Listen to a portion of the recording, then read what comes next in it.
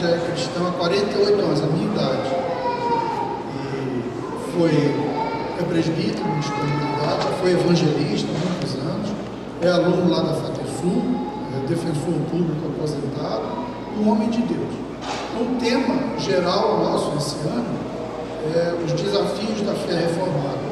E o tema que coube ao presbítero Ângelo é os desafios de uma ética reformada para o século XXI. Então, nós sabemos que a teologia reformada ela se desenvolve. Daqui a 3 anos vai completar 500 anos da reforma, né?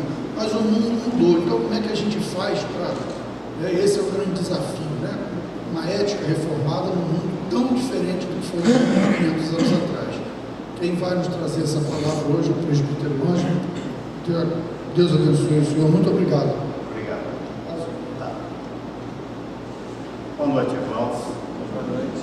É um prazer poder estar nessa noite, mais uma vez, com os irmãos, mas principalmente nesta noite, para falar com os irmãos sobre os desafios de uma ética reformada, que é um tema bastante abrangente, mas nós queremos, inclusive por causa do tempo que é exíguo,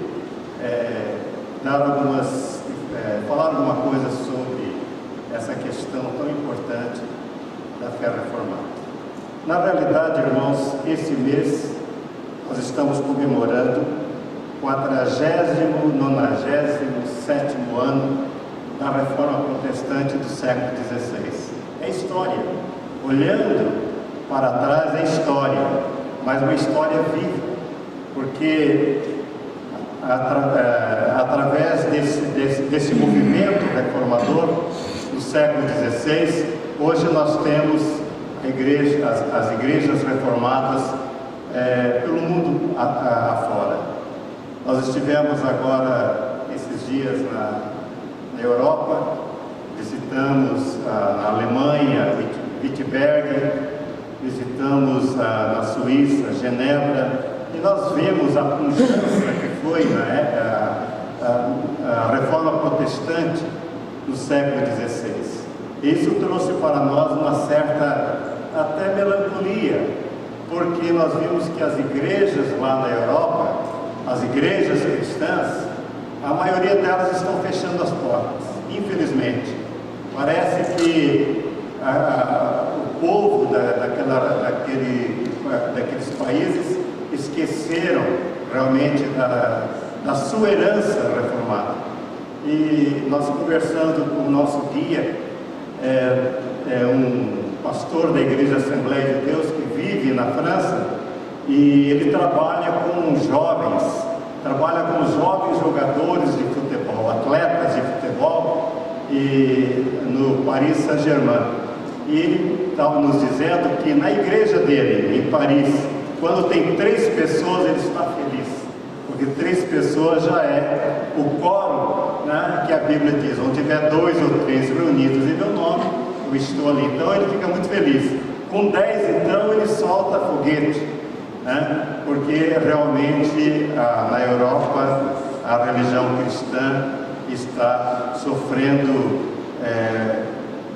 não diríamos um retrocesso, mas ela está realmente com dificuldades, e que nós não temos aqui no Brasil ainda, né? Estive lendo há poucos dias a respeito da igreja presbiteriana nos Estados Unidos, a chamada Presbyterian Church, que é a igreja presbiteriana dos Estados Unidos, e esse artigo dizia que a igreja presbiteriana dos Estados Unidos, que tinha cerca de 4 milhões de membros, foi reduzido em mais de 25% dessa membresia. Hoje resta lá em torno de 2 milhões de membros. Uma igreja poderosa que mandou missionários para o Brasil. Será que no Brasil a igreja presbiteriana no Brasil também vai sofrer desses problemas? Possivelmente sim, mas nós devemos orar a Deus para que isso não aconteça, pelo menos nos nossos tempos. Eu quero convidar os irmãos para abrir as suas Bíblias em 3 textos da Palavra de Deus. O primeiro texto encontra-se em Isaías, capítulo 60, versículo 1 a 3. Isaías, capítulo 60, versículo 1 a 3. Ele diz: Dispõe-te, resplandece, porque vem a tua luz e a glória do Senhor nasce sobre ti. Porque eis que as trevas cobrem a terra e a escuridão os povos, mas sobre ti aparece resplendente o Senhor, e a sua glória se vê sobre ti. As nações se encaminham para a tua luz, e os reis para o resplendor que te nasceu. O outro texto, em Mateus capítulo 5, versículo 14 a 16, o Senhor Jesus nos diz assim: Vós sois a luz do mundo. Não se pode esconder a cidade edificada sobre o monte, nem se acende uma candeia para colocá-la debaixo do alqueire, mas no velador, e alumia todos os que se encontram na casa. Assim brilhe também a vossa luz diante dos homens, para que vejam as vossas boas obras e glorifiquem a vosso Pai que está nos céus.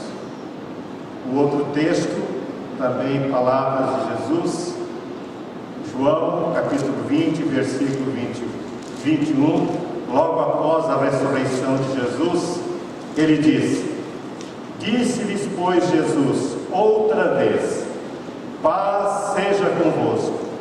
Assim como o Pai me enviou, eu também vos envio.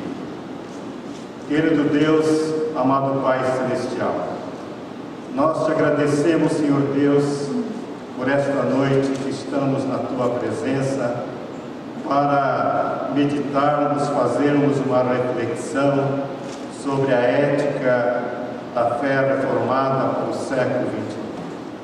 Nós te rogamos, Senhor Deus, que Tu nos ilumine com o Teu Espírito, para que o Teu Espírito, tendo livre curso em nossas vidas, nós possamos falar, Senhor Deus, não aquilo que agrada os nossos corações, mas aquilo que agrada o Teu santo e glorioso nome. Muito obrigado, Senhor Deus, por esta noite, pela Tua palavra que temos lido, em nome de Jesus. Amém. Hoje nós podemos dar a nossa contribuição para a confirmação da nossa democracia quando depositamos na urna o nosso voto para a eleição de nossos representantes. E o fizemos livremente, confiando na soberania de Deus sobre todas as coisas. E o pastor já falou aqui sobre isso logo no início. Realmente é bom quando um povo tem a liberdade de exercer livremente a sua cidadania. Hoje nós tivemos essa oportunidade. Os votos certamente já foram escrutinados e ainda alguma coisa ainda vem por aí. Mas nós sabemos que tudo que vem, ainda que veio, que está por vir, nós sabemos que está dentro ou está da soberania de Deus. Nós não devemos temer nada. Nesses textos que nós lemos da palavra de Deus, nós vemos claramente que o povo de Deus é chamado para ser luz no mundo em que vive. Nós somos chamados para ser luz no mundo em que vivemos. Aqui nós devemos resplandecer como luzeiro, para que os homens vejam as nossas boas obras e glorifiquem o nosso Pai que está nos céus. Não podemos nos isolar como fizeram outrora os religiosos da época antes da reforma, que se isolaram e esqueceram da fé que eles haviam recebido através da igreja primitiva. Mas até a reforma protestante houve quase 1500 anos de praticamente escuridão na fé. A fé foi esquecida. A igreja se desviou de tal maneira da verdade bíblica e da fé ortodoxa, que se diz: a igreja estava se desviando cada vez mais da pureza, da doutrina e da adoração que a Bíblia ensina. A igreja estava mais e mais se afundando na superstição católica romana. E nessa época, no século XVI, surgiu isso é história, né? Surgiu o interesse da igreja romana de construir a igreja de São Pedro em Roma. E isso demandava muito dinheiro. Os irmãos veem que para fazer uma construção aqui, o tanto de dinheiro que demanda. Agora imaginaram a construção da igreja de São Pedro, demandava muito dinheiro. E eles pensaram, como é que iriam resolver aquilo? Né? E eles resolveram a questão através das indulgências. E através das indulgências, um tal de Tetzel saiu pela Alemanha ensinando para o povo que à medida que as moedas caíam no fundo do baú ali, a alma dos seus entes queridos saíam do purgatório e já iam para o céu. É uma coisa de louco, né? Mas muito interessante, já que a pessoa pagando tinha os pecados passados perdoados, os pecados presentes perdoados e até os futuros, pagava, já podia pegar à vontade e tinha crédito. Era uma situação realmente vergonhosa. Diante dessa situação, Deus resolve intervir na igreja. E Deus sempre intervém na história da humanidade, principalmente na história da igreja. Interviu levantando homens, levantando Lutero na Alemanha, Zwinglio e Calvino na Suíça, levantando esses homens para trazer de volta aquela igreja, a sã doutrina. Essas pessoas, Lutero, Calvino, Zwinglio e outros mais, eram chamados remanescentes fiéis, né, do verdadeiro Evangelho. Então, meus irmãos, Deus sempre interviu na história da humanidade. Deus sempre intervém na nossa história. Hoje, todo esse movimento que está acontecendo no Brasil, tudo isso, nós não precisamos ficar com o cabelo em pé, não, porque tudo está nas mãos de Deus. Deus tem o controle de tudo. E esses homens, então, vieram ensinar, olha, não é a indulgência que salva, não são as obras que salvam, mas pela graça sois salvos mediante a fé. E isto não vem de vós, é dom de Deus. Começaram a ensinar uma nova soterologia para aquela gente. E também, quando Lutero, visitando a igreja de São Pedro, diz, uma das suas biografias, dos seus biógrafos, que ele estava subindo a escada de Roma e ouviu no seu coração uma palavra: o meu justo viverá pela fé. Romanos 1, versículo 17. E aquilo naturalmente foi impactando Lutero. Por isso é que ele resistiu com denodo, com bravura, à mensagem de Tetzel que estava sendo propagada em Roma.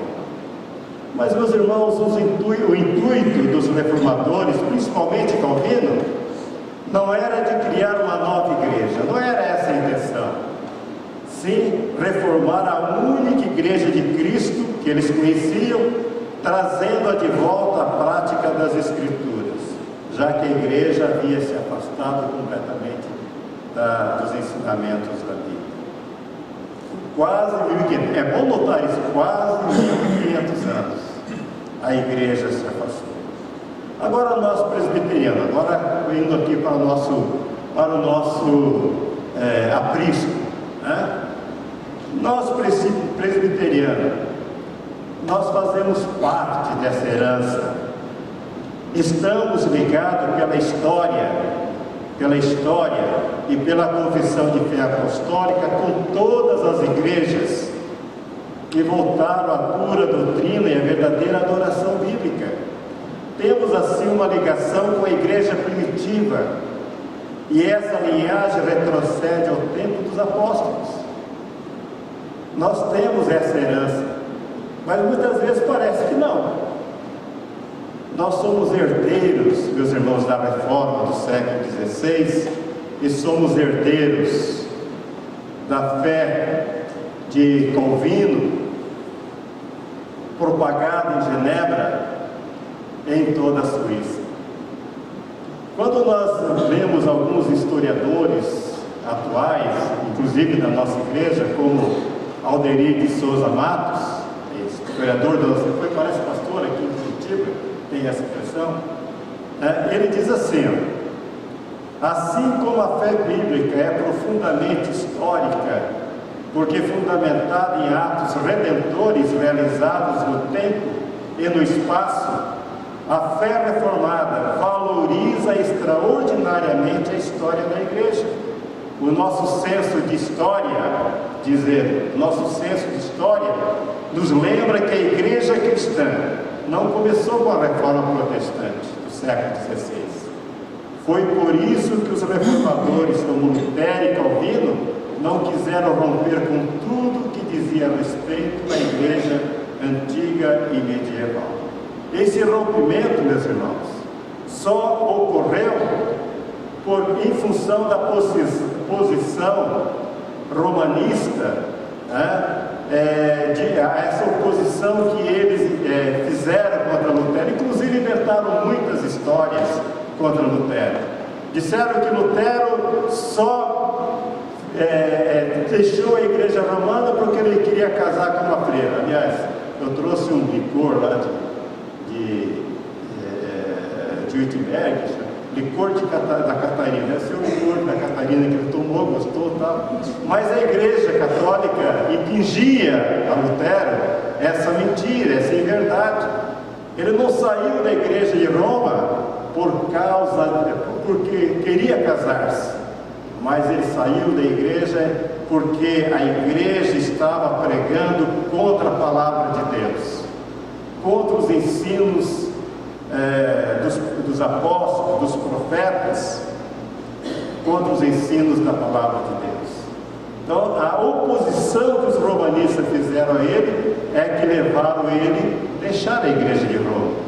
Inclusive, nós tivemos lá em Worms, cidade em que Lutero disse claramente aos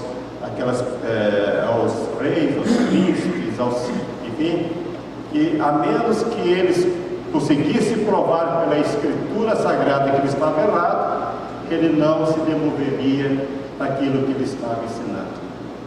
É uma cidade muito bonita. E o que ele disse mais bonito ainda, faz-nos lembrar aquele momento em que Pedro estava diante do Sinédrio e disse: olha, nós não podemos deixar de falar daquilo que nós temos ouvido, daquilo que nós não podemos deixar, é melhor obedecer a Deus do que aos homens. Lutero também tinha esse posicionamento. Um aspecto muito importante e enfático da fé reformada é a sua ética.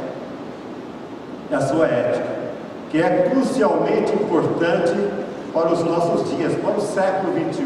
Nós estamos iniciando só 14 anos lá no século XXI, mas é crucialmente importante para nós e para os nossos dias, para a vida da igreja, para a vida da sociedade. Mas o que é ética? E a que estava associada, e o que está associada à ética? Nós procuramos uma definição, alguma coisa nesse sentido. Já estudamos quando acadêmicos, quando de direito, na faculdade de direito há muitos anos atrás, ética, a ética da profissão, etc. e tal. Mas ética está associada ao estudo fundamentado dos valores morais que orientam o comportamento humano em sociedade. Então, ética é isso, né? Ela está associada e fundamentada nos valores morais, né? Nós vimos aqui, pelo que nós lemos na Palavra de Deus, ela fundamenta para nós a ética. Como é que nós devemos nos portar em sociedade? O versículo 16 do capítulo 5 é bem claro dizer: assim brilhe também a vossa luz diante dos homens, para que vejam as vossas boas obras e glorifiquem vosso Pai que está nos céus. É uma questão de comportamento. Como é o nosso comportamento? Como é que nós vivemos a nossa fé diante da sociedade, né? Aqui em Curitiba, aqui no nosso estado, aqui no nosso país. Então, a orientação clara da Palavra de Deus é isso, que nós devemos ter uma vida, um comportamento de tal maneira que brilhe esse comportamento diante dos homens, para que eles glorifiquem a Deus. Nós encontramos, quando nós lemos lá a Bíblia, nós vemos lá em Êxodo, capítulo 20, versículo 1 a 17, Deus dando o quê? Dando os 10 mandamentos para o seu povo, para o povo de Israel. Moisés desceu com as tábuas da lei, né, com as palavras de Deus, com as 10 palavras. E nos 10 mandamentos, Deus dá então como que o seu povo deveria comportar-se e viver diante dele e diante da sociedade. Então a Bíblia nos dá esta orientação clara de como é que nós devemos nos comportar. Isso é ética, né? A ética então está fundamentada nesses valores morais. É isso que deve orientar o nosso comportamento, o que é a Palavra de Deus. Nós, como cristãos, presbiterianos, reformados, devemos ter como base, como fundamento da nossa vida, do nosso comportamento em sociedade, a Palavra de Deus. Então, se a ética está associada a valores morais que orientam o comportamento humano em sociedade, é preciso voltar os nossos olhos para o que está acontecendo em nosso mundo, em nosso país, em nossa cidade. Será que os valores morais estão sendo respeitados em nosso comportamento em sociedade? Será que os valores morais estão sendo respeitados no seio das igrejas evangélicas? No ministério cristão? No exercício profissional de cada um de nós, seja advogado, seja médico, seja farmacêutico, enfim, as várias, seja qualquer profissão que nós exercemos, será que nós estamos exercendo o nosso comportamento, será que nós estamos exercendo com ética a nossa profissão? Então nós voltamos lá com Alderir de Souza Matos, em seu artigo, que diz o seguinte: que a ética é um dos maiores calcanhares de Aquiles da Igreja Evangélica Brasileira. Numa época que multiplicam-se os casos de comportamentos questionáveis por parte de muitos líderes e membros de igrejas, problemas na área do sexo, dinheiro e poder, como sempre, são os mais comuns. Além disso, a maioria das comunidades revela grande insensibilidade em relação aos problemas sociais enfrentados pelo país. E é uma realidade. Fico contente quando vejo a igreja fazendo uma campanha para construir um banheiro lá para o cidadão em Colombo que não tem banheiro, né? A igreja se preocupando com essa questão social, com esses problemas sociais. Muitas vezes nós ficamos tão acomodados na nossa casa, no calor da nossa casa, bem acobertado, bem vestido, com roupas quentes, né? A lareira quente, um chazinho quente e outras coisas quentes também, que nos esquecemos que lá fora tem pessoas, e muitas vezes até nossos irmãos, que estão sofrendo porque não têm condição de ter, muitas vezes, um copo de leite quente, um pãozinho quente, não tem um agasalho. A igreja evangélica, ela precisa se preocupar com isso. Mas muitas vezes ela esquece disso. Nós temos um problema uma questão de ética muito séria. Um líder religioso, televisivo, que com respeito à loteria, enfim, alguém perguntou a esse líder religioso: missionário, se alguém ganhar na loteria, ele pode dar o dízimo? O missionário respondeu para ele: olha, ele errou 2 vezes, jogando na loteria e agora não dando o dízimo. Quer dizer, então, para ele, se der o dízimo, já está resolvido o problema, né? Então, problema de ética na religião, né? Nós vemos aí a construção de templos, como o templo de Salomão, né? Ele fez baseado no que está lá, o templo de Herodes, né? Mas ele disse que era de Salomão, né? E parece que ele pretende construir em várias cidades do Brasil outros templos iguais, né? Quer dizer, nós vemos hoje em dia também, dentro das nossas igrejas, a judaização, seria essa palavra, dos nossos cultos, das nossas pregações, das nossas mensagens. Nós estamos judaizando o culto muitas vezes, né? E nós estamos esquecendo, né, que até João Batista, os profetas vieram até João Batista. Jesus veio para cumprir toda a lei, ele cumpriu toda a lei. Alguém me disse essa semana lá na Patrícia, no bate-papo: mas e a Páscoa? Nós comemoramos a Páscoa? Eu falei: não, nós não comemoramos a Páscoa. A Páscoa judaica é a Páscoa judaica, né? Onde era morto o cordeiro, né? Era oferecido em holocausto, era comida a carne do cordeiro, né? Quando Jesus, lá no cenáculo, ele como judeu, que era aí da religião judaica, ele cumpriu toda a lei, ele realizou a Páscoa. Os irmãos estão lembrados? Comeram a Páscoa. Mas logo em seguida, ele disse o quê? E dava uma nova aliança, a aliança do seu sangue. Hoje nós vamos participar aqui da ceia do Senhor. Então, para nós cristãos, a Páscoa judaica não existe mais, é coisa deles. Em Jesus cumpriu-se tudo. A nossa Páscoa é Cristo. Por isso que nós cantamos aquele hino: ó Jesus, a vera Páscoa. Jesus é a nossa Páscoa. Mas nós muitas vezes judaizamos a igreja, né? E é um problema muito sério. Diariamente nós temos ouvido, através da mídia, da existência de tantos atos de corrupção envolvendo os religiosos e suas denominações, bem como a administração pública. A administração pública é uma barbaridade, né?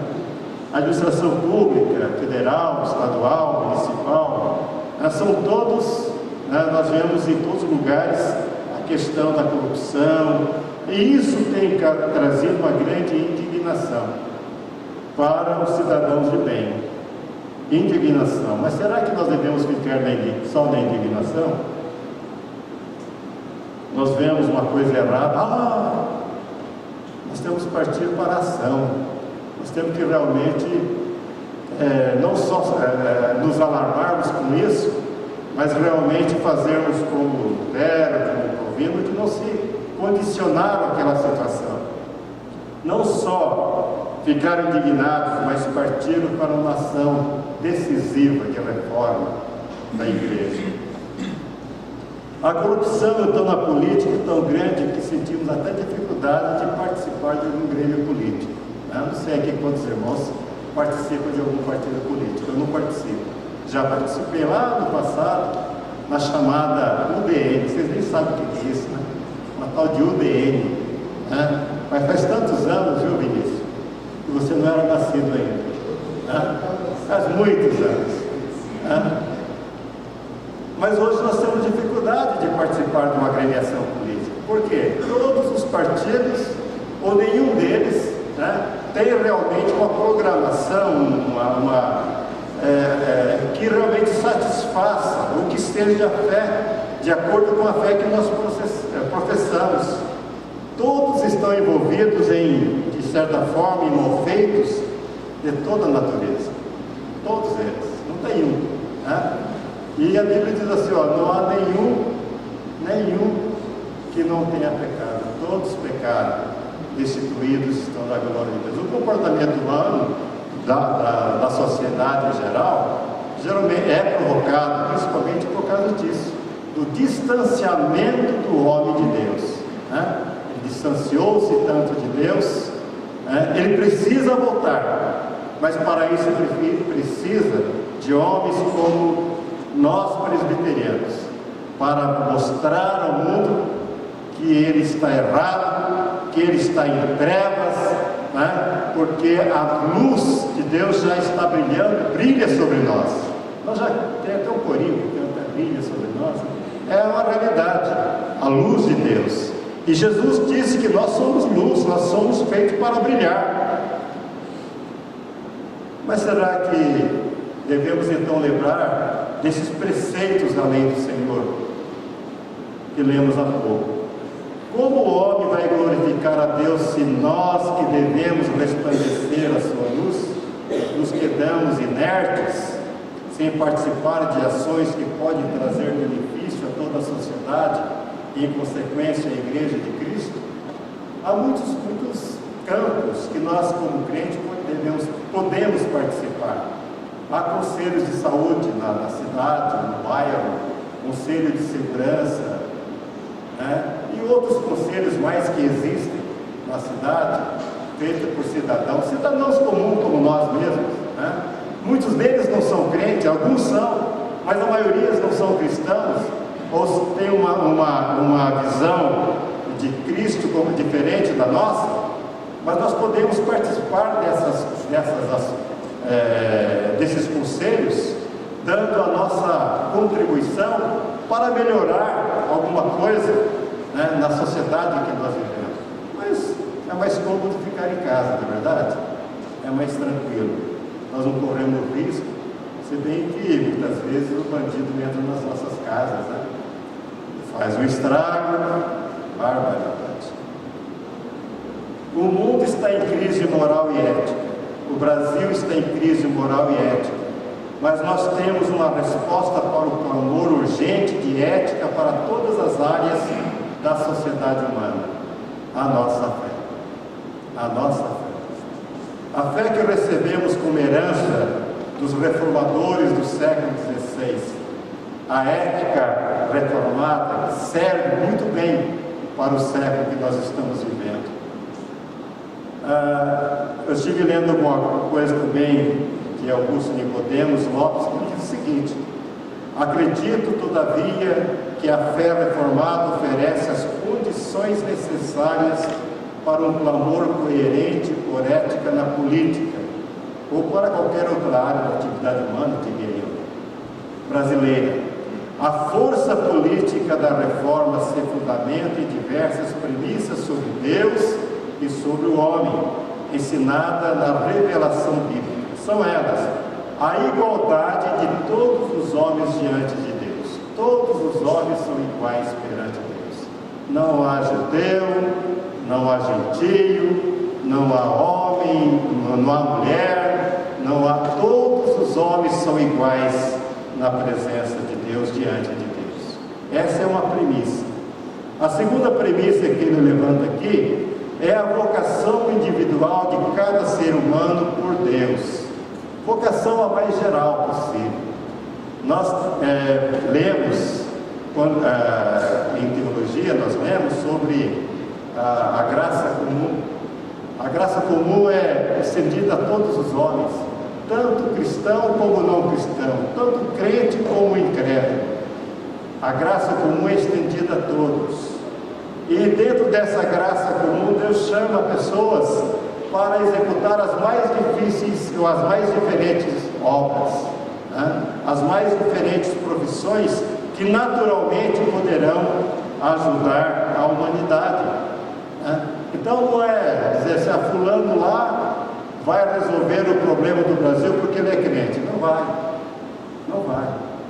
fulano lá não vai resolver porque ele não é crente. Também não é isso, né? Deus levanta as pessoas certas para a hora certa. E Deus hoje tem levantado homens, mulheres, jovens, para que o Brasil seja diferente. Outra premissa que o Augusto Nicodemos levanta é a doutrina do sacerdócio individual de todos os cristãos genuínos. Sacerdócio individual. Nós dizemos também sacerdócio universal. Mas o sacerdócio individual, todos nós somos sacerdotes. Todos nós podemos e devemos auxiliar aquelas pessoas que precisam de conhecer as verdades do Evangelho, mas muitas vezes não fazemos isso. Então, a vocação o sacerdócio individual de todos os cristãos genuínos. Se nós presbiterianos entendermos isso, vejam bem, irmãos, se nós presbiterianos entendermos isso, né, e praticarmos em todas as áreas de nossa atuação, quer seja na religiosa, pastores, evangelistas. Eu fui evangelista há muitos anos atrás, há mais de 40 anos atrás, né? E senti na pele as aflições do ministério, né? Depois com o tempo, né? Mas a atuação então seja na religiosa, seja na área educacional, os professores têm uma responsabilidade muito grande para com seus alunos, né? E muitas vezes o professor leva a coisa assim à vontade, né? Mas o professor, que é professor, ele procura transmitir aos seus alunos uma maneira mais fácil de conhecimento, né? Ele não dá o peixe, mas ele vai ensinar a pescar, né? Ele vai ensinar como é que pesca, como é que se estuda. Na faculdade lá na FATESU, eu sou o mais velho lá, né? Talvez acho que eu sou o mais velho, né? Depois de mim tem um outro lá, cidadão, mas eu sou o mais velho. Eu creio que com a ajuda de Deus, aos 70 anos, daqui 3 anos, eu termine a FATESU. Eu vou fazendo aos poucos, né? Mas eu vejo o seguinte, meus irmãos, que nós precisamos realmente aplicar a ética da fé reformada, que nós recebemos através da leitura e estudo profícuo das Escrituras Sagradas. Nós aprendemos aqui na Palavra de Deus tudo que é importante para a nossa vida como cidadão, como indivíduo, mas também com a nossa vida como cidadão, né? E nós podemos aplicar essa ética protestante, essa ética da Palavra de Deus, essa ética cristã em todos os círculos em que nós estejamos. Então nós aprendemos isso, as Sagradas Escrituras, dos símbolos de fé, nós presbiterianos, a confissão de fé de Westminster, né? Precisa ser lida, estudada. O presbítero que não conhece a confissão de fé poderá ter dificuldade no seu presbiterato, ele deve conhecer, né? Não só para depois pressionar o pastor lá nos conselhos, né? os outros presbíteros, né? Mas conhecer para poder também transmitir esses conhecimentos à sua igreja, aos seus irmãos. O catecismo maior, o breve catecismo, esses são símbolos da nossa fé. Está lá no primeiro artigo da nossa Constituição, né? Quando a gente abre lá a Constituição da nossa igreja, fala dos símbolos, né, da nossa confessionalidade.